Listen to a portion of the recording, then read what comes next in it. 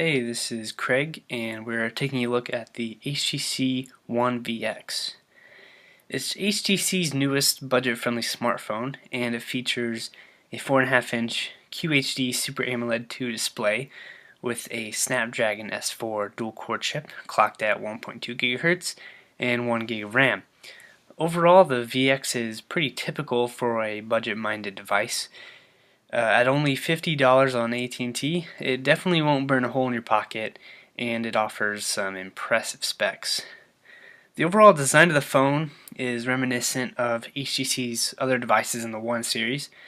It sports an elegant shape with rounded edges and a smooth band of silver plastic trim that surrounds the outer edge. Fortunately, the phone's budget status doesn't show through with its design. The back cover is removable, but the 800 mAh battery is irreplaceable. Taking the back cover off only gives you access to the SIM card slot and the micro SD card slot. The One VX runs Android 4.0 Ice Cream Sandwich with Sense 4.1 running on top. There's nothing terribly new here, but it still packs all of the personalization options and the widgets that are typically found with HTC's custom UI. It's a bummer that it only runs ICS, but being a budget device, we're not too surprised by that. There's a 5 megapixel camera on the back, which is decent, but it definitely has its faults. Provided that there's enough lighting, you'll be able to get some decent shots. However, if you're picky enough, you'll be quick to point out some of the drawbacks. Brighter areas seem to get washed out, and darker areas don't seem to get a lot of attention, depending on where the light's coming from. However, even in broad daylight, ISO noise was a problem, and it ruins an otherwise great photo. In everyday use, the One VX offered mostly snappy performance. Apps opened quickly, and I was able to pace through home screens without hesitation. It's not as buttery smooth as, say, the One X Plus running Jelly Bean, but the difference will be negligible to the layman, and most people wouldn't notice the difference when using the VX by itself anyway.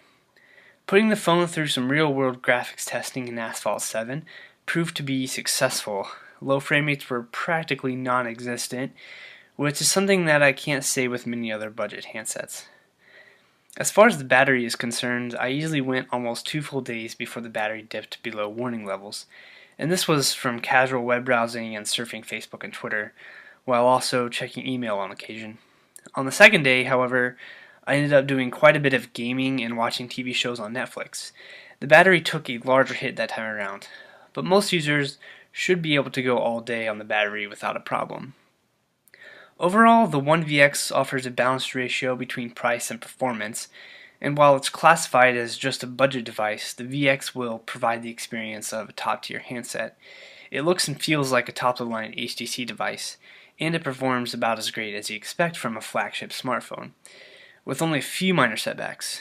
In the end though, if you're not willing to shell out money for the One X Plus or the Galaxy S3, the One VX will easily make you happy for only $50.